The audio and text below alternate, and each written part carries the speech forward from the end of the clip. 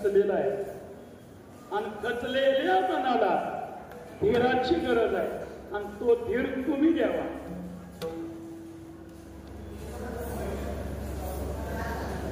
आता पुढे धीर काय देऊया म्हणा, ऐशे नारायणा पेरिले ते पाहिजे. तुम्ही आमच्यावरती दया करा, आमच्यावरती कृपा करा. माझा भाव तुमच्या पायावरती जरूर राहिलाय, तो तसाच राहू द्या. तुकोबाराय नेमकं तुमच्यासाठी काय करावं बोला. प्रसन्न आहे तुम्ही म्हणाल ते बोला, नेमकं काय करू. तुकोबाराय म्हणतात फक्त मन सांभाळ. तर मन माझे चपळ न राहे निश्चळ, घरी एकी फळ स्थिर नाही. काय काय करतो या मनाची बरीच प्रमाण सांगितलं मनाबद्दल नाही का. मन चंचल चपळ जाता येता न लगे वेळ, चंचलम ही म्हणत प्रमाथे बलवत. मनासारखी चंचल वस्तू जगाच्या कोणतीच नाही. आहेत ते पदार्थ 10 शास्त्रकारांनी वर्णन केले. मनो मधुकरो मेघो मानिनी मदनो मरु, मामत्यो मर्कटो मश्यो मकारा दश चंचला. विठ्ठल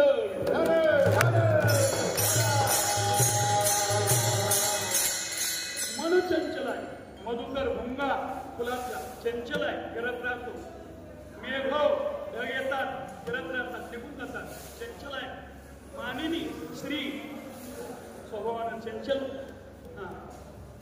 मदन काम चंचल आहे. मरुन वारा चंचल आहे. लक्ष्मी पैसा दिवसात 100 जणांच्या खिशात भेटतोय. लक्ष्मी नागराज सांगतात लक्ष्मी विश्वगुरु हरीची पत्नी, तिशी जोतो लक्ष्मी ती नेलीच हरीची हरी लागुनी, म्हणून हरी त्याचे आपले दुःखाते पचवी. चलो चलो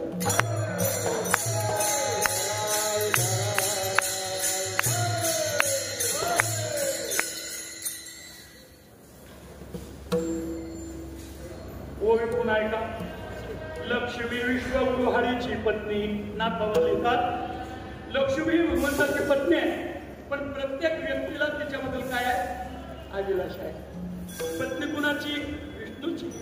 आणि अभिलाषा जगाला.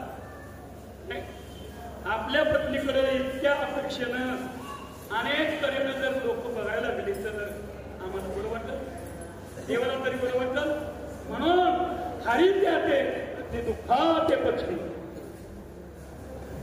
ती हरीची हरीला निस्वार्थ पद्धतीने देत नाही. तुकोबाराने सौ सोनारकीने इकडं बारीक सांगितलं त्याचा न्याय तुकोबाराने एक शब्दात केला. सोडून या धन व्यवहारे दास विचारे. म्हणून उत्तमाची गती चांगल्या मार्गाने कमवावं आणि चांगल्या कार्याला नेहमी त्याचा वेग करावा. वेग प्रते वळते एव नित्यम नाही का.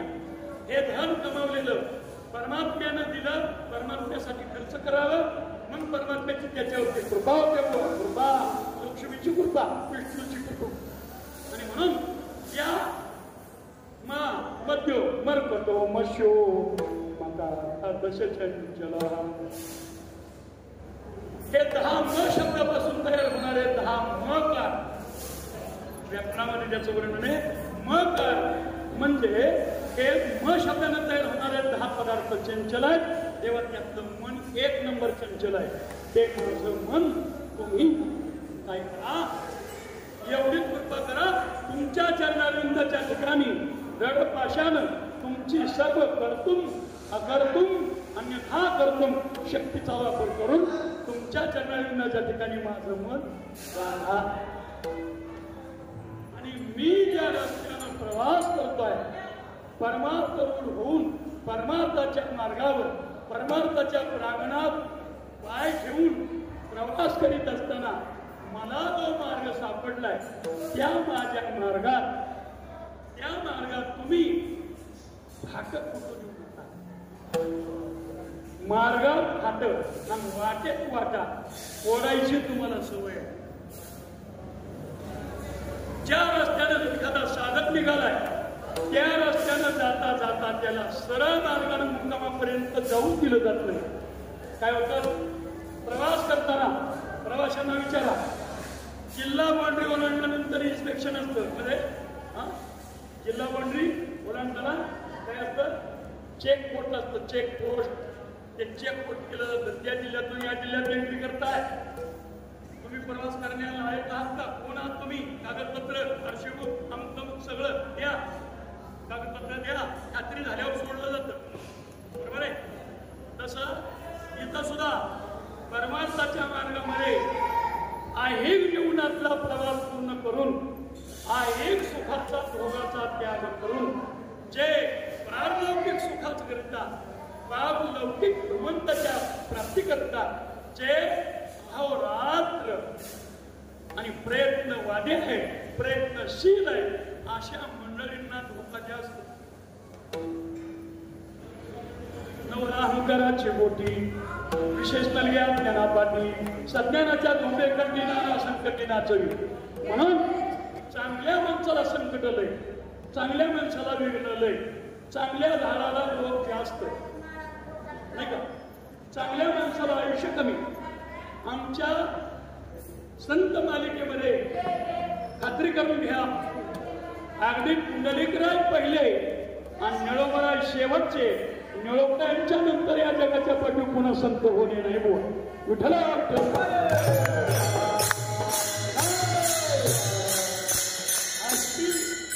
ज्यांना जग मानतं, श्रद्धेनं मानतात, त्यांच्या श्रद्धेला मी नावं ठेवीत नाही. माणसात सुद्धा संत असतात, संतांचे काही गुण असतात, पण संतांची त्या बरोबर पूर्ण करता येत नाही, येणार नाही. ते सत्य अगदी आधारित सत्य आहे. आणि म्हणून संत पुणे होणे नाही. या सगळ्या संत मंडळीचा जर जीवन प्रवास बघितला तर 40 ते 50च्या दरम्यान सगळी संत मंडळी अवतार कार्य संपून वैकुंठवासी झाली. अशा मंडळींना विघ्न जास्त, त्रास जास्त. का म्हणे संत सोशी जगाच्या, का म्हणे विर्यावी संत धीर समुद्र, फेडीत पापदा ओकीत तिरीचे पाद, समुद्रा जाया गंगेचे जैसे. परोपकारी संत, परोपकारी वृक्ष, परोपकारी दिवा, परोपकारी मेघ, परोपकारी नद्या सुद्धा. झाडाला दगड मारून बाकी पण कोणतं झाड देतं, दगड सहन करून. परोपकारी साधू, परोपकारी नद्या, परोपकारी नाही का. उगमापासून ते समुद्र मिलनापर्यंत अखंड वाहत राहते, पण जाता जाता जगाचं कल्याण करीतच जाते. फेडीत पापदा ओकीत तिरीचे पादप, समुद्रादायाप गंगेचे जैसे. संत कल्याणकारी, संत परोपकारी म्हणून आयुष्य कमी 40 ते 50 दरम्यान सगळी संत मंडळी गेली. तेव्हा अशी मंडळी जेव्हा अंतिम प्रवास अंतकरणातली इच्छा पूर्ण करण्याकरता मुक्काम सिद्धीला जावा या तळमळीनं जेव्हा प्रयत्नवादी होऊन परमार्थ होतात, परमार्थ परायण होतात आणि परमार्थामध्ये उत्तरोत्तर गतिमान प्रवास करतात. आणि गतिमान प्रवास करत असणाऱ्या त्या साधूला देव काय करतो, दया महेंद्रादीपदे करिताती वाटवदे प्रीती सिद्धीची 2 वेळ पडोने खाती. माझ्या इंदापूर तालुक्यात, पुणे जिल्ह्यात 14वा तालुका इंदापूर, तुकोबराचा पालखी मार्ग, तुकोबराज, चौरंगनाथ, संतांचे जगणारे गोरशेटवाणी अशा महान संतांच्या पालख्या जातात. माझ्या गावाच्या पलीकडं वडापुरी नावाचं गाव, वडापुरीमध्ये एक बोधले महाराज होऊन गेले. पूर्वी जुन्या लोकांना माहिती आहे आमच्या बोधले वाचा सिद्धी होती, परमार्थ परायण होते, भोगाचा त्याग करून साधी राहणी, उच्च विचारसरणी, पण वाचा सिद्धी होते. त्यांनी जर एखादा शब्द तळमळीला अंतकरणातून दिला तर खराच व्हायचा. असा एक महात्मा होता. त्या महात्म्याला सिद्धी प्राप्त झाली. खिशात हात घालायचं, खडी साखरेचं 3 खड पेरूसारखं द्यायचं. गावात शिरल्यापासून गावात फिरून पुन्हा माघारी जाईपर्यंत दिवसभरात जेवढी कुणी भेटतील त्याला मंगळ लावून देतो 3 खड. आणि खडी साखर कवा संपलीच नाही. ती खडी साखर 100 वेळा. ती खडी साखर खाल्ल्यावर दिवसभर भूक लागत नव्हती. शिट्टी लावली पिसे कोण तया पुसे दिले गावशे पाणी काही. पण शिट्टीचा परिणाम वाईट आहे. माणसं इडी होतात, माणसं पिशी होतात, माणसं भानात राहत नाही, संभ्रम अवस्था तयार होते. आणि म्हणून ही मंडळी त्याग करतात, भोगाचा त्याग करतात, रीतिसिद्धीचा त्याग करतात आणि केवळ परमात्म्या करतात. जेव्हा जायला निघतात आणि असे ओलांडून निघतात तेव्हा तुकोबराय एका शब्दात सांगतात, माझ्या परमार्थाच्या प्रवासात तुम्ही फाटे फुटू देऊ का? एवढंच काम करा, फक्त पायावर माझं मन बांधा आणि मार्गात फाटे फुटू देऊ नका. अभंगाचा थोडक्यात घोषवारा, सरळ सरळ शब्दशः अर्थ, अशा अर्थाचा अभंग आहे. आता पुढचं चिंतन पुढं, तोपर्यंत थोडं भजन. विठोबा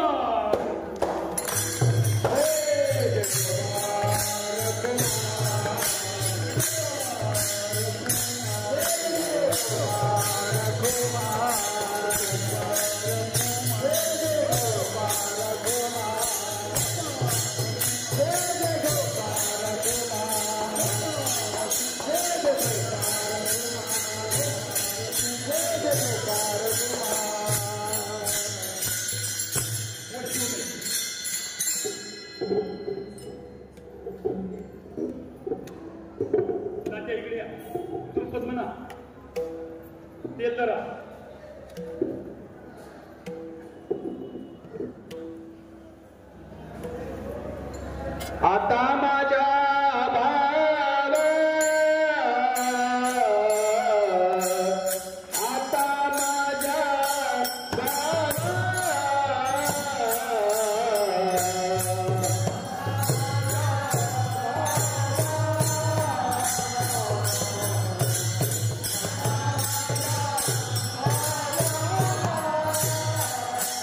अंतराय नको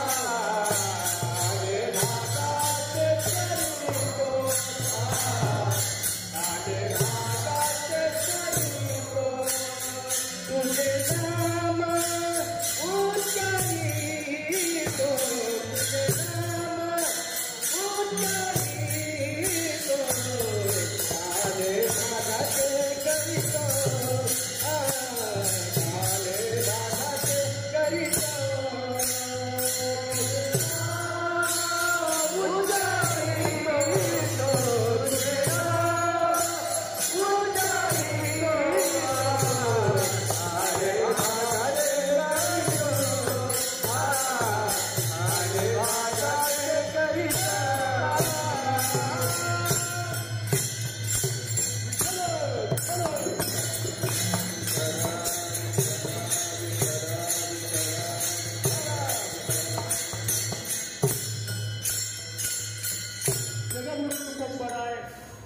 माझा भाव तुमच्या पायावर असा चलून राहो अशी विनंती करतात.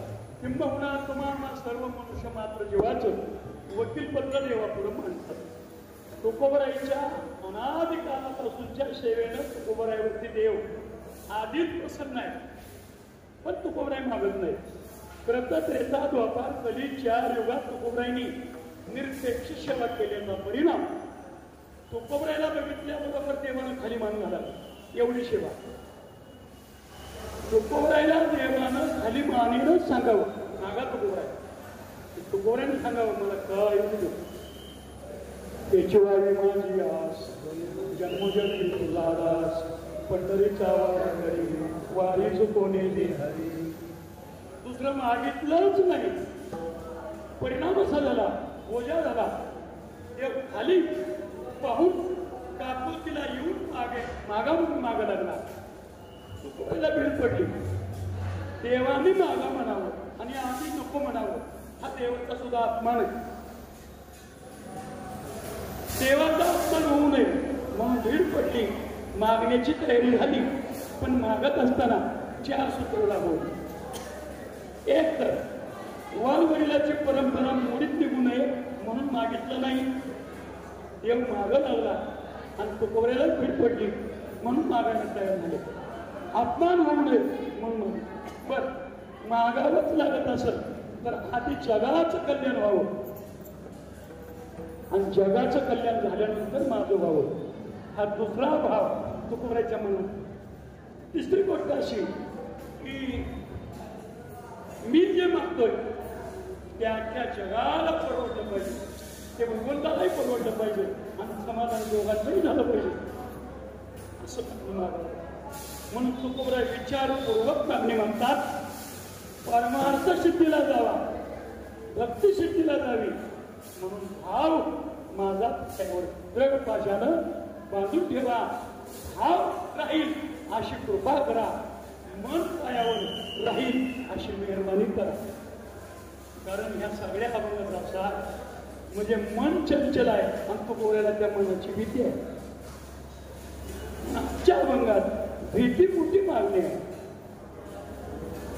तुकोबराई भीतीपोटी शरण जातात. मनानं अशी फजिती केली, ज्यांची ज्यांची झाली त्यांची यादी वर्णन केली. दृष्टांत घरी गेल्यावर तपासा, यादी सांगतो. मनानं किती जणांना दगा दिला, किती जणांच्या हातावर तोरी दिल्या, मनानं कोणाकोणाची फजिती झाली. थोडक्यात यादी. पहिली देवानं बापाची भेट ठेवली नाही.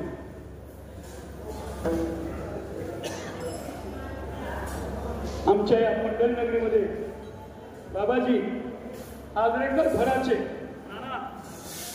आजरेकर फराचे एक महान महात्मा होऊन गेला. त्याचं नाव विठोबा अण्णा आजरेकर. त्यांची कीर्तनं माझ्या श्रीगुरूंनी अशी पुढे बसून लिहिली. त्यांची टिपणं माझ्याकडे जुनी उजून गेलेली टाकतो. विठोबा अण्णा आजरेकर भुरी मावलीनंतर विठोबा अण्णा एक महान महात्मा या पंढरीमध्ये अतिशय चिंतन ताकदीनं मानणारी व्यक्ती. आणि त्या व्यक्तीची कीर्तनं माझ्या श्रीगुरूंनी सिगरेटच्या पाकिटावर पडलेल्या रस्त्याच्या धुळीत त्या कचराकुंडीत त्या कागदा गोळा करून त्या पंढरीत प्रत्येक घरावर करून चिंतन झटलं केली उठवायचं. आणि त्यांचं ते मला सापडलं. आम्ही ऐकलंय जेवणार न लगेच सोसावे म्हणतो. त्यांनी ते धनजमा केलं. त्यांच्या चिंतनात मी ऐकलं चिंतन सांगतो मला. आजरेकर फराचे तुम्ही पारंपरिक आणि पायिक आहात. या विठोबांचं चिंतन आहे. बापाची भीड नाही, दुसरी आईची चाल नाही आणि भक्ताचाही मुलाहिदा नाही आणि पत्नीची बी कुठली काही केली नाही. पत्नीचाही परिणाम झाला नाही. अशा अनेकांच्या परमात्म्यानं काय केलं, आपला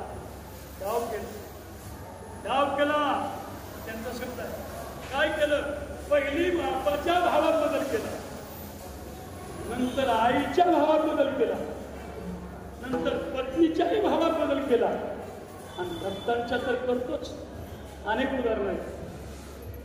बापाच्या कुणाच्या कधी कसा रामायण पहा. घरी गेलो, दशरथ राजानं प्राण जाईपर्यंत रामाच्या नावानं टाव फोडला. कबूल आहे? कबूल आहे. बर, देवाचं ब्रीदवाक्य काय आहे? भगवंताचं ब्रीदवाक्य काय? मरताना प्राण जातेवेळी जो कोणी माझं स्मरण करील त्याचा उद्धार मी करीन, जन्म मरणातून त्याला मी मुक्त करीन, माझ्या आसनावर त्याला मी जागा देईन, त्याच्या मागं पुढे उभा राहील, पितांबराची छाया त्याच्यावर धरीन, माझ्या सिंहासनावर त्याला बसवीन. हे देवाचं ब्रीदवाक्य आहे.